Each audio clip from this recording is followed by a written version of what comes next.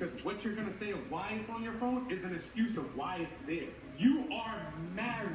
You about it, but this is old. The fact that it's still there on your phone and you still keep it there, it's spit in my face because The level that what you're if, could have, would have. I'm not. You're not Katina, listening. you are a stranger. You are a stranger. I have to put in my 100% faith.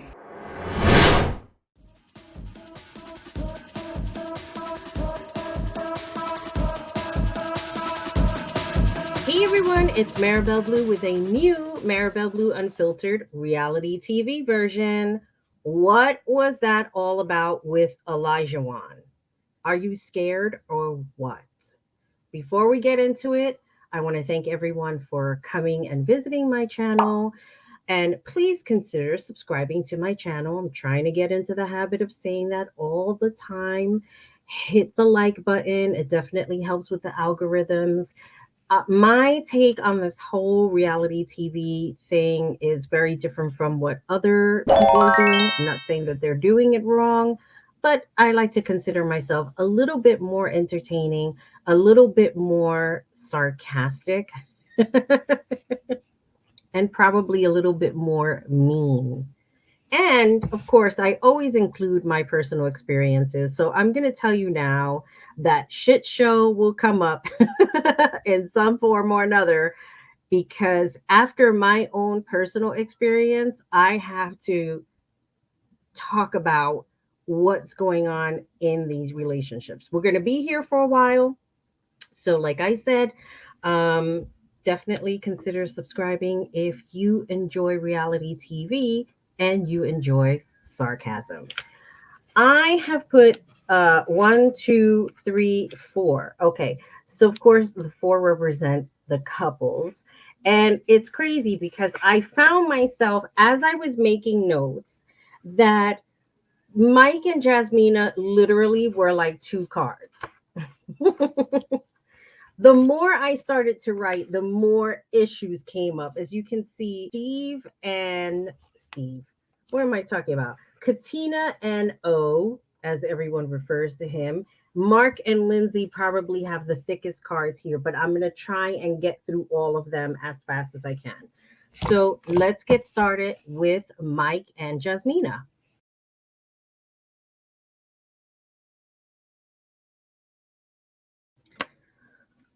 I tweeted a couple of nights ago. There is something about Mike and Jasmina's relationship that just moves me to tears. And I don't know if it's the way Mike has been presenting himself.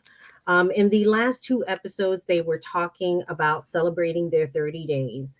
And Mike has been sharing about his lack of communication, and then when he does share how he feels, he has a tendency to explode. Now, unfortunately, we have not caught that on camera, and I'm not sure why that is. Jasmina has expressed her disdain on how Mike expresses himself towards her, how he speaks to her, and she doesn't like it. Now, in the 30 days, when they celebrated their 30 days, Mike had set up this whole romantic evening where they had gotten married and they sort of replayed what happened at their wedding. They did the whole side by side comparison of Jasmina and Mike dancing on their wedding night as opposed to the 30-day anniversary. And while they seem a little loose, I'm still feeling like Jasmina isn't buying everything that Mike is telling her. It's almost as if he was like, what is that noise out there? It's almost as if she has like these concerns. And I can understand that, especially like if you're with somebody and they speak to you in a certain way or in a certain tone, you're not going to appreciate that. I mean, especially somebody that you're getting to know. I have a friend who works in customer service, and I swear there are people that just call and they act like you slept with them the night before and they could just talk to you any way that they want. And it just doesn't work that way. So I'm glad that Mike is recognizing that he has to be better in his communication and be more vulnerable. And I will tell you, their 30-day celebration was super romantic. I was getting very choked up. Their the vows that they reshared again, I guess it was like different. This is what I put down in my notes. Here, I put the recreation of their wedding and sharing new vows and not giving up shows how important this marriage is for Michael. Effort every day is unstoppable. When you love someone or you're falling in love with that person in your life, they become an addition and of happiness and of pleasure. The ideas are if both are willing to compromise and be open to change, it can work. Now I feel like Michael's really opening up. It's important that he sees that smile that Jasmina puts on her face when he does something that makes her happy. However, there's always something, right? The coming attractions, and I'm not even talking about like the whole car situation thing, like he was teaching her to drive and all that stuff. What concerned me was the coming attractions because like I said before, I don't feel like Jasmina is opening up. And she said something that really floored me, which is supposed to be tomorrow's episode because I'm recording this Tuesday night. So I'm going to put it up. I'm going to edit it tomorrow so that I could have it up in time before the next episode airs. The thing that she said that she doesn't feel anything for him, like she's not physically attracted to him. I forget the words that she used, but it's very scary to know that you are in this situation where you're married to someone. It's been 30 days and you're kind of developing this intimacy, if you will, and they're developing a friendship. But it seems for Jasmina, that's as far as it's going. Like it's not going any further than that. And if after 30 days you're still like sitting there like, I'm making an effort and I think this person is cool to hang out with, but I'm not feeling anything else, that's a concern. Like you have to feel some sort of physical attraction, especially if you want to share yourself with that person. And you know what I mean by yourself, like having sex. In case you didn't get it.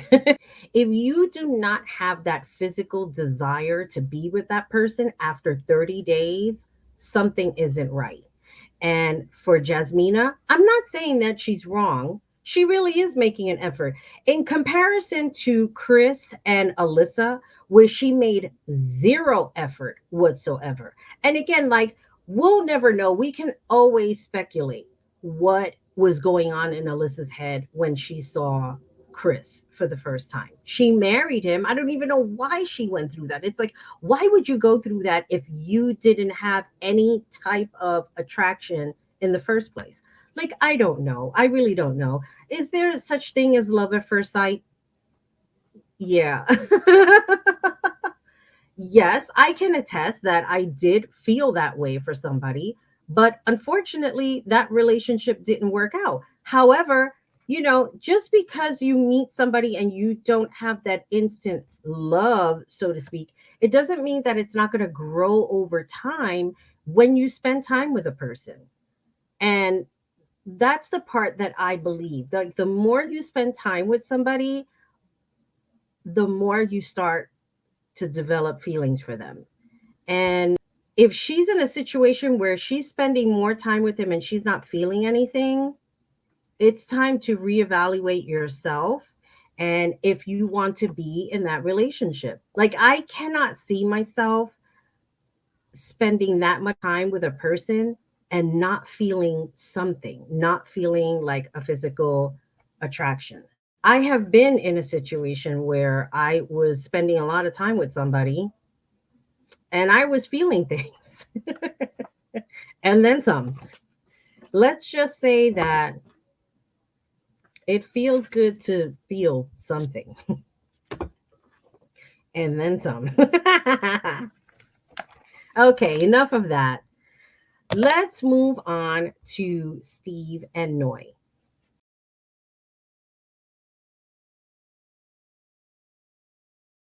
I like where Steve and Noy are going, even though it's horrible that if she takes his last name, she'll just be known as Noy Moy. And I don't think that anybody wants to go around unless she hyphenates her name, then that kind of could like break, but whatever. Now, here's the one thing that Noy is very concerned about. She's concerned about the fact that Steve does not have a job, and she has all of these reservations about where their relationship is going.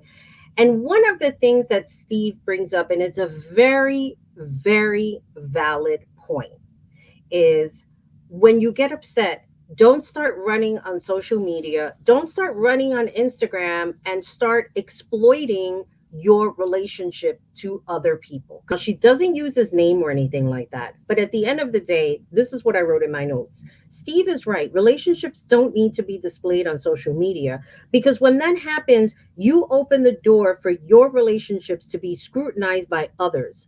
Look how impatient she got with Michael when he offered his opinion. Michael is one of her relatives, and he's very flamboyant. And he's having lunch with her, and he's telling her, well, well, he needs to get a job, he needs to do this, he needs to do that. And she just got taken aback. Like, don't seek advice and then get upset when that person is telling you what you thought you wanted to hear, but then you were not prepared to hear that.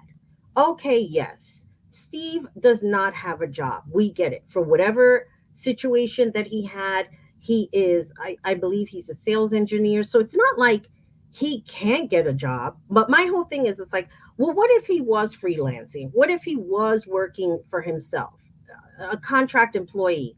That's still money coming in. I could understand if he's completely jobless, then that's an issue. Because when you're living with somebody and they're sleeping all day and they get up to drink and smoke cigarettes and play video games and you're working and busting your ass, that's not a relationship. It's a shit show, basically. That's what it is.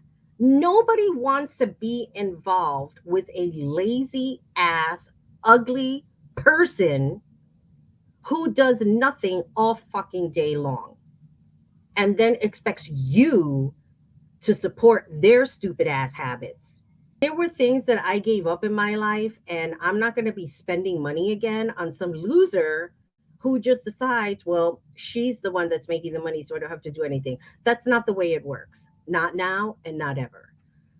So Steve will need to do something. Granted that Steve doesn't have any habits like cigarette smoking or drinking or what have you, but he does need to put his better half of himself in the relationship if he is going to actually stay married to Noy. Now, it's great that he loves her. It's great that she loves him. It's great that they're finding love and somewhat of a respect for one another.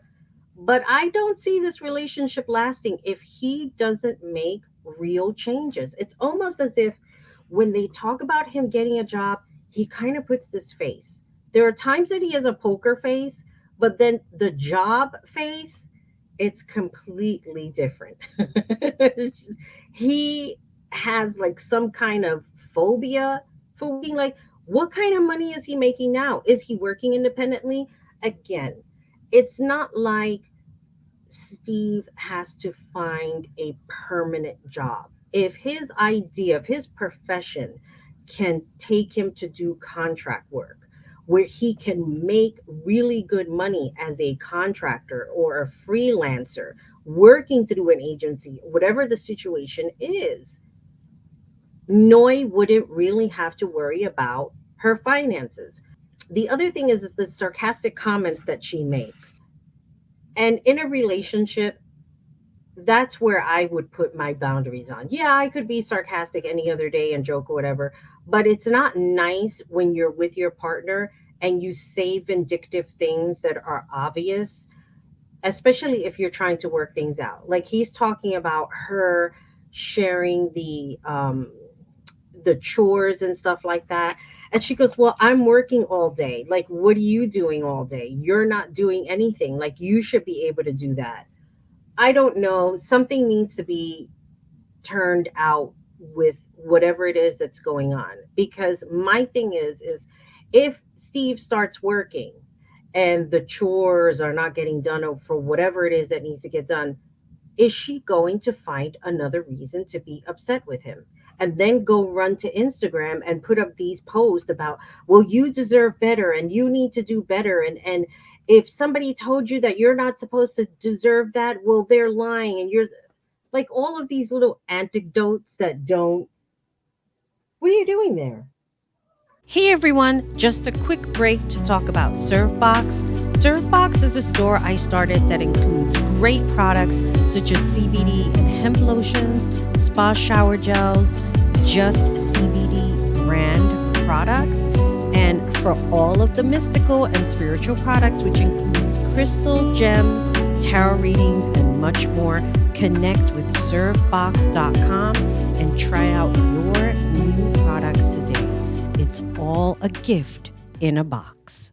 All of these little antidotes that are very mean and not worth displaying your personal upset on social media. That's where I draw the line. You know, somebody asked me not too long ago, um, they had a concern about me sharing something personal on social media. And while I have shared personal things, when a person asks me not to share things about them or whatever the situation is, I'm not going to. I'm going to respect those boundaries. I don't need to do shit like that. I don't need to overstep anybody's boundaries because they don't want to be displayed like that. And I think Noi needs to understand that if you have issues in your relationship, you need to talk to that person and stop putting bullshit up on Instagram because that is not the way to go, honey. No, it's not. Moving on to my two favorite couples, let's get started with Mark and Lindsey.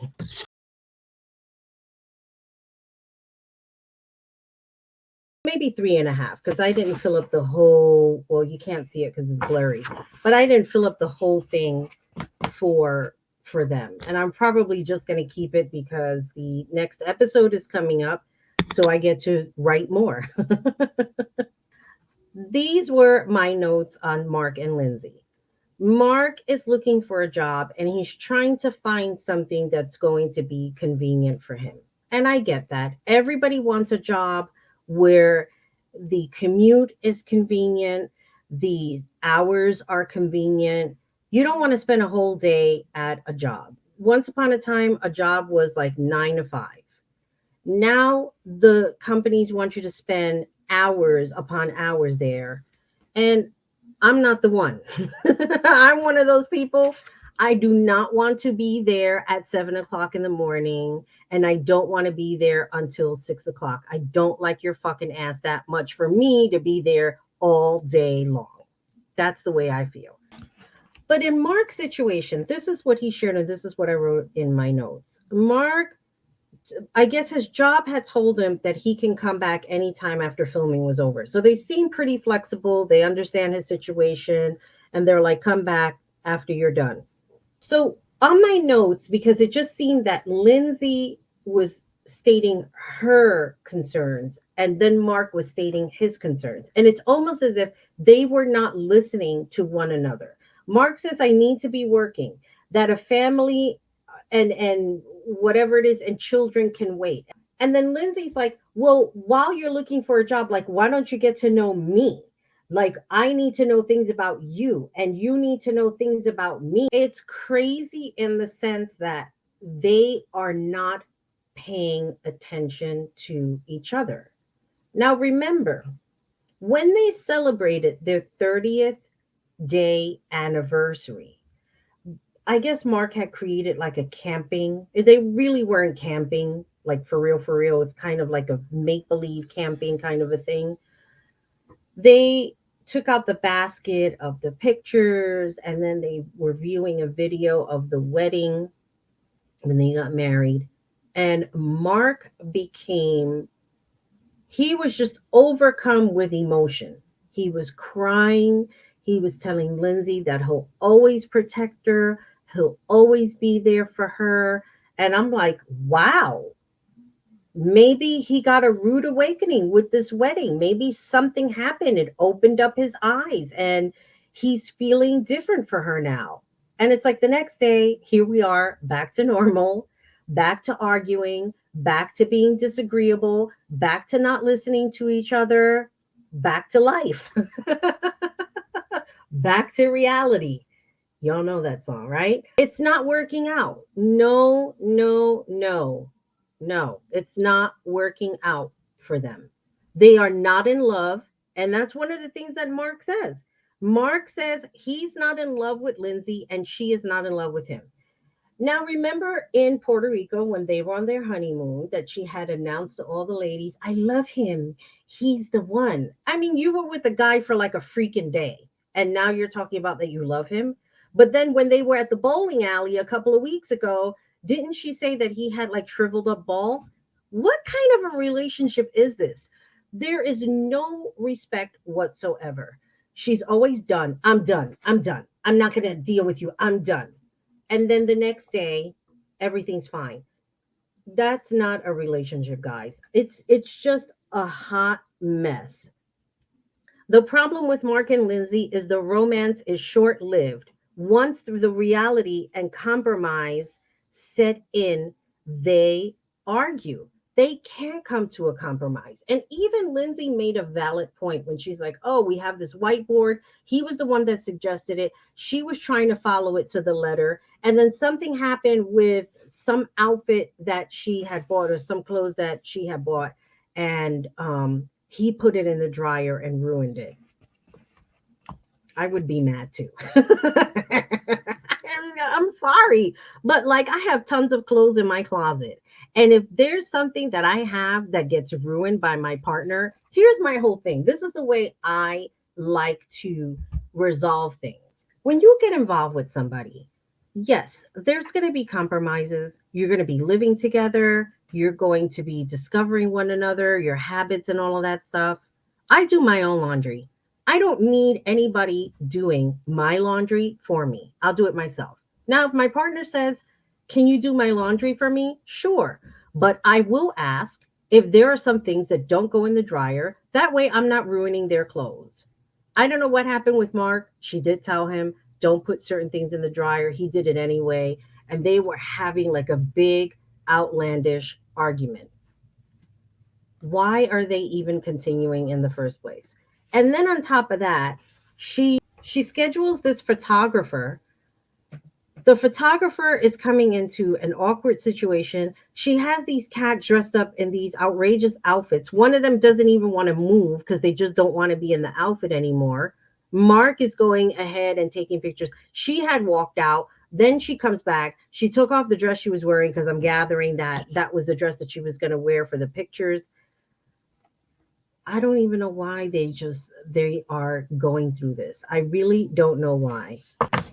In my notes, I go on to continue to say Lindsay feels Mark recoils and regrets, upset on how she expresses herself, and he's not invested, she says. So, again, the whole run on sentence, the arguments, the belittling the other person, the not agreeing with one another, the disrespect for each other. I forget who was the one that said it that the experts had listened to Mark. Like Mark, I guess, was whatever it was he was looking for, he was asking for the next Mrs. Shark. And that's what they gave him. And they were like, well, Mark got it wrong. Damn, I can't remember where that's from. It's not that Mark got it wrong. It's like, here we go again with the experts. They got it wrong once again.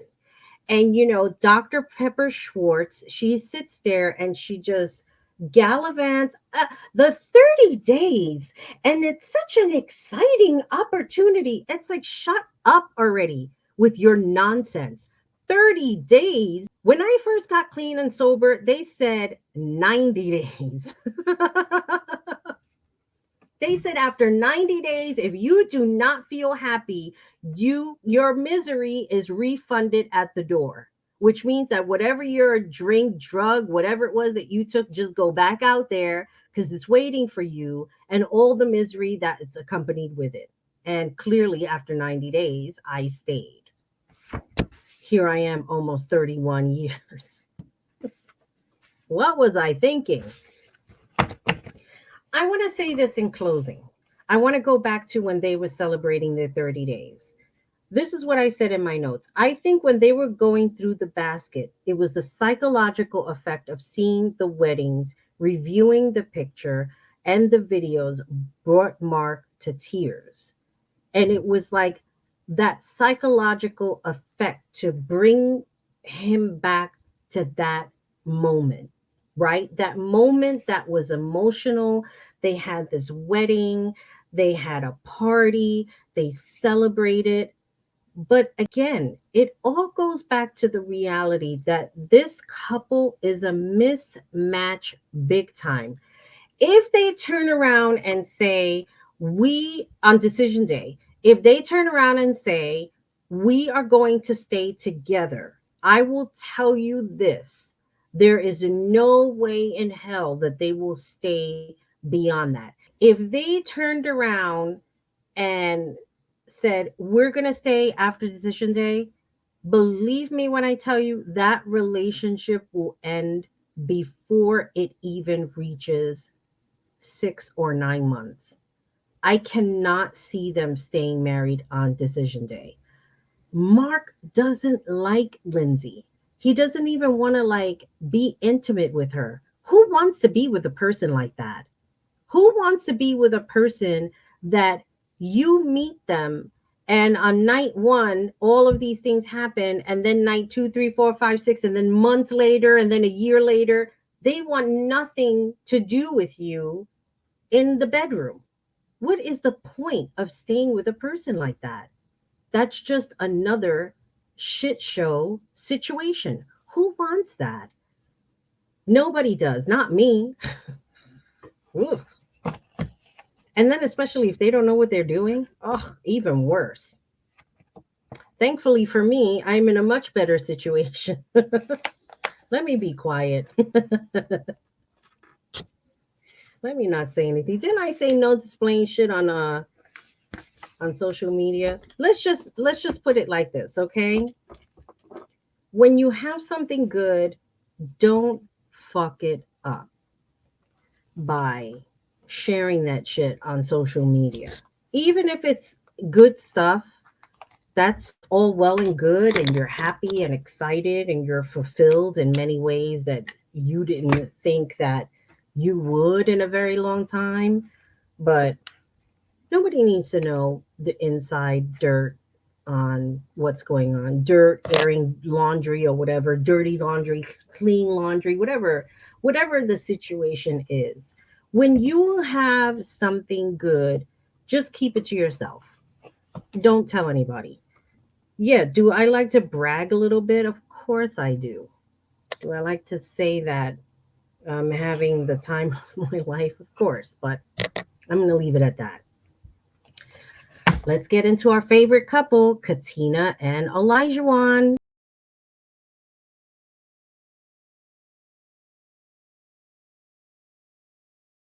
What is going on with this relationship? If I had somebody screaming at me, you are my wife, I would have gotten up and walked out and slammed the door and never come back again. I don't think that Katina realizes the kind of relationship that she is in. I see it clear as day because I have been in that type of relationship. It is called narcissistic abuse. That's what it's called. I was in it.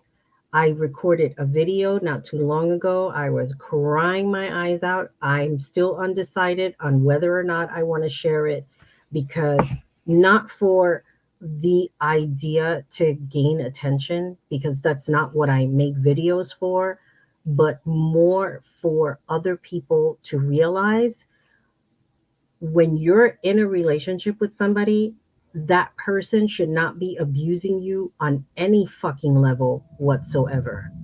And to be trapped, or like feel like you're trapped with somebody who sits there and has this grandiose attitude about themselves, meanwhile they're as ugly as fuck, and then argue with you over stupid shit, and the next day they wake up like, oh, I'm so in love with you, and you're looking at them with pure disgust, and I'm like, excuse me, I'm still upset about what happened the night before.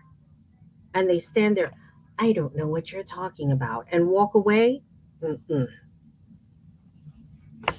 That's a form of abuse and gaslighting right there. If I never ever would have experienced it personally myself. And this is what I'm seeing what's going on with Katina and Olajuwon. Olajuwon strategically places himself as the victim. I'm doing this for the right reasons. I'm here for the right reasons. Are you here for TV or what? What are you here for? Really, Olajuwon? Because I would have thought that you were there for TV. I'm just saying. Who's really here for TV? Because I don't think it's for Katina. Here are my notes. I think Katina puts too much into her relationship with Olajuwon, while O puts too much demands on what a relationship should be. Well, explain to me, Olajuwon, what a relationship should be.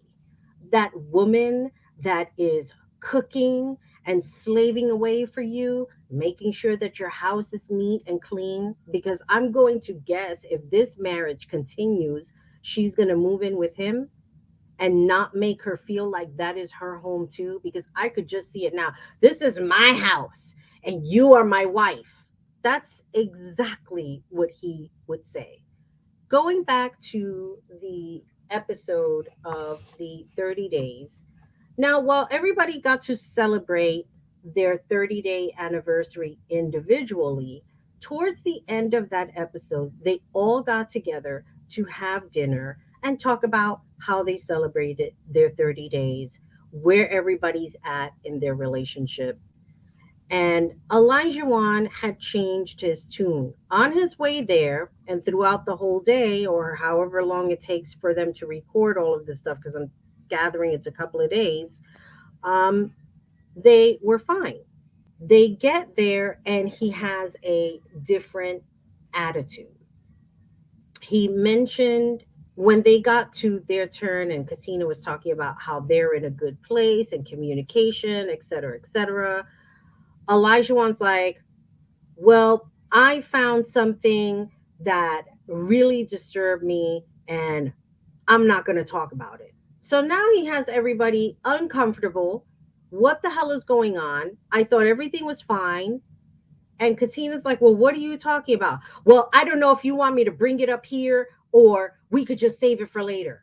Hello, Elijah Wan. Who the hell are you to not only embarrass your wife, but make a fool out of her in front of everybody else at the table? But then sit there and be the victim. This shit really fucking pisses me off. I'm telling you right now. Let me calm down because it's bringing back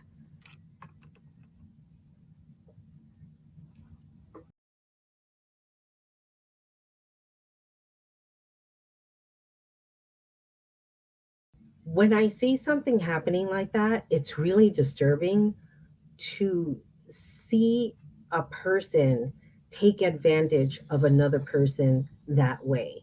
And it's being displayed on national television for the whole world to see. Like it doesn't make it okay. And I can't see, well, I can see these experts. I don't know about Pastor Cal, but Dr. Pepper and Dr. Viviana, I could just see them trying to worm their way into trying to make this relationship work just for the sake of television. And I have personal issues with that because Olajuwon is not a good person. He clearly has some narcissistic issues. And again, I'm not here to diagnose anyone. I am only sharing from my own personal experience of what happened to me being with a useless fuck who did this to me every day and made it seem like I was the fucked up person. That's not a good feeling when you're making like all of these sacrifices and thinking to yourself, well, maybe it's just me, maybe I am really the fucked up one, maybe I could be better, maybe I'm doing something wrong, and it's not anything that you're doing, it's the other person, it's the other person that's messed up. So that's why I had to stop and not get emotional. In continuing with my notes, as everyone is sharing, and Katina is all smiles and talking about consistency because she felt like she was seeing consistency in Elijahwan's behavior, that's when he starts going off on the tirade. Now, long story short, the reason why he was upset when they got back home, she had given him her phone when they were on the way to the dinner. And I don't know what she gave him the phone for, but they showed a clip of him scamming through the phone. Scamming. This is where my mindset is right now. He was scanning through the phone and he had seen a dating app. And that's what set off his whole attitude. And her thing was that she had forgotten that she had that app on the phone. Okay. Now, anybody who has an iPhone, I don't know anything about Androids and I really don't want to. But anyway, anyone who has an iPhone, whenever you switch to a new phone, if you upgrade to another iPhone, everything goes on your cloud. So basically, you can back up your phone. So when you get your new phone, it will download everything from the cloud. So it's like having the same phone, but an upgrade, if that makes any sense. I have had apps on my phone that I had forgotten about, and it isn't until like I'm looking through and I'm like, oh, what's this? Like I could imagine the apps that are on the cloud right now that I don't think about unless I go to the Apple store and I look for it. And you have that little cloud that you can download because it means that you had it before on your phone. You just deleted it from your phone because you have no use for it for whatever reason that is. I do not have dating apps on my phone. Again, I used to do it. I don't do it anymore. Therefore, I've deleted it. Well, I can understand Katina's plight. She had forgotten that it was there. That could be. There are people that don't put their phones in little compartments, not the phones, but the apps in little compartments. So sometimes you're going and flipping through screen, through screen, through screen. Some people don't get to the end, however it is, how many that they have. And you're swiping and you don't go that far where you forget that the app is there. Now, I believe that she had forgotten it, that it was there. She said, even if you open up the app, it just would have taken you to the login screen. Elijahwan's reaction towards this app was over the top, in my own personal opinion. It was very stupid on his behalf. He didn't have to make it a bigger deal than it was, but being the narcissistic person that he is, he has to take a step back and say, wait a minute, I'm the victim here. Look at what she's doing. She has this thing on her phone. I am a victim. She's playing me. She has this dating app on her phone. You are my wife. You are my possession. I'll tell you this. There was a friend that I had many, many years ago. Unfortunately, she had passed away of cancer. She used to have this saying at the end of the 12-step meetings. And I can't remember what the third thing was, but I remember one of them was fear without terror and love without possession. Love does not possess. Love should be unconditional. And when you love somebody, You don't treat them like garbage. You don't sit there and be accusatory and argumentative and then act like, what did I get myself into? You're the messed up person here, Katina, not Olajuwon. This is where his mindset is that she is the messed up one. She needs to contain and control herself because to Olajuwon, Katina is his possession. That's his wife. The next day, Katina visits Mike and Jasmina, and she is expressing her feelings about what happened. She was crying a lot. Now, mind you, she's a person who doesn't cry because she was in this abusive relationship beforehand where the man told her not to cry, um, not to express her feelings. And now here she is again in another relationship that the experts got wrong. Why would you pair up a person who is basically emotionally and verbally abusive with a person who's had that experience? If I'm filling out an application for whatever these questions are that they ask, and they're asking you to share your personal experience, and you say, I've been in this type of a relationship, it was the person was abusive, he was narcissistic, he was grandiose, whatever down the line of NPD. He was a stalker, he was this, he was that. He acted like one day we were arguing, then the next day it was like nothing was wrong. Why would you pair her up with somebody who's doing the same exact thing? It doesn't make any sense. Oh, well, let's put her with Olajuwon because he did the same thing to other women and now he's different. He's a former playboy, so he's not doing that anymore. You think that if somebody doesn't go to therapy to fix themselves, again, my own personal opinion, that they're just going to get better on their own by osmosis? That behavior doesn't go away overnight. And who knows if it ever goes away. When Mike spoke to O about what happened, O made excuses as if he were the victim in all of this, making it seem like he was the good, wholesome person in this relationship. And then he was talking about how he deleted all of these apps and he deleted his Instagram. Why are you deleting your Instagram for? If I was in a relationship with somebody, I would have no reason to delete my Instagram. That doesn't make any sense. Unless I'm using the Instagram as a ways to pick up people, then I could understand. But don't act like you making all of these deletions like you're doing a favor to somebody else. You're not doing any favors, Olajuwon. You're actually a real mess, to be honest. It reminds me of an abusive relationship. When you have an argument with someone and the next day everything is normal, there's something wrong with that. It is not normal. Mark and Lindsey, they argue, and the next day they don't act like everything is fine because Lindsey is still harboring resentment over what had just happened. So it's very clear with the both of them that they are unhappy. They don't pretend, in other words, to be happy the next day like nothing ever happened.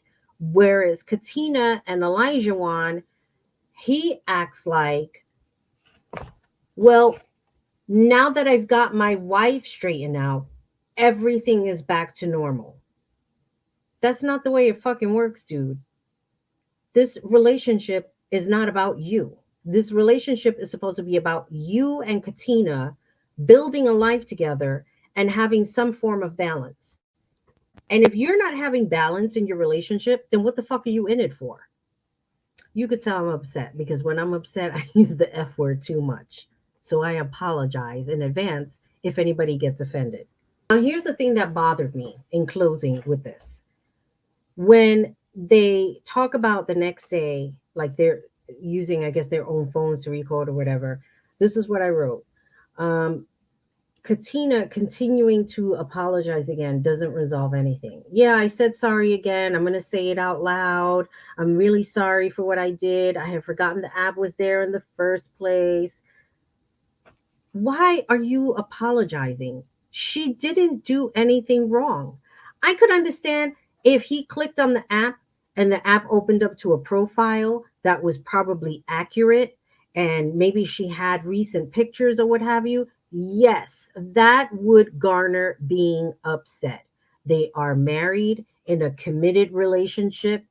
If I was in a committed relationship with somebody and I had found out that they had an active app, a dating app, and they were seeking other people while they were in a relationship with me, it would be over instantaneously. There would be no reason for me to continue on in a relationship with somebody who's being deceitful.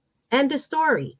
Yes, my heart will be broken and I will cry, but when something like that happens, you have to have some respect for yourself to walk away. Now, some people don't walk away, they work it out for whatever reason that is. That's all well and good. I'm not here to dictate what other people should do in the relationship. But what I can say, having experience being in a narcissistic, abusive relationship, Olajuwon is no different. I would not want to be with a person like that. Those are red flags to me all over the place. In addition to Katina apologizing over and over and over again, like she was this terrible person, and poor Elijah, the victim in all of this, seeing that dating app on the phone, I think that Katina has some low self-esteem issues. She thinks what O thinks is right, and like she has no thought process for herself. Why was this conversation held in private where they came to the conclusion that he's right and she's wrong? And that's the thing that really bothered me the most. Why wasn't the cameras present when they came to this conclusion? What was the privacy about? What did he tell her that made her come forward when they were recording that video that she was like, yeah, I'm sorry. I have to say I'm sorry again out loud. I can't tell you how much that bothered me. It bothered me so much. I don't know what Katina is thinking when she sees all of this stuff playing back. I know that if I was recording the shit show disaster that I was in, had I played it back to myself from day one, I would have been like, hell to the no. Take your broken up shoes. Let me not go there. Let me not go there. Let me just leave this. I'm gonna leave it here because I'm a little worked up, and I knew that was gonna happen because just watching all of this playback, again, I take it personal. I think any person, and I'm not just talking about women, if you look at my interview with DJ Ian, um, he too suffered the ramifications of a person that he was with who was not very kind to him. And in having that interview with him and him being so open and sharing about what the experience he had happened, guess what? Women do it too. There are women who are very narcissistic, who are stalkerish, who have issues, who can't let go, who feel like that man is nobody without them. When you start thinking on that level, something ain't right. Something is not right. Again, take it as you wish. I can only say from my own personal experience, I'm glad that I was able to get rid of the shit, throw out the trash, make sure that it's far away. I don't need to ever have that experience anymore. And that whatever it is that I have moving forward and into the future, that I can only say, I hope that it grows. And I'm being honest that it's everything that I'm looking for and more. Um, and I hope that Katina gets away from Olajuwon because he's not a good person. Hate to put it that way, but I'm just getting what I'm seeing on television. He's not a good person. There's something not right in that relationship. The red flags are there, and Katina needs to get away as soon as possible. So I'm going to give my final thoughts, even before it comes to decision day, on who I think will stay together. Steve and Noi, there could be a possibility on decision day that they will stay together. However, I see the relationship ending not too long after decision day. Mike and Jasmina, after seeing the coming attraction that Jasmina is claiming that she doesn't feel anything for Mike, I see them ending the relationship on decision day. Mark and Lindsey, do I need to say more? They will not stay married. This relationship is over and it has been over for weeks. Katina and Olajuwon, I can only hope that Katina wakes up and smells the coffee and sees that Olajuwon has a lot more issues and that he doesn't deserve a person like her. And maybe they both need to get therapy. That relationship will not last before decision day comes. And if they decide to stay together after decision day, it's not going to last too long thereafter. So, those are my thoughts on Married at First Sight. I would love to hear your comments. Who do you think will stay together? Who do you think will get a divorce on this season of Married at First Sight in Boston? This is Marabelle Blues signing off. As always, remember, be good to yourself, be good to each other, and most importantly, take care of you. Bye, everybody.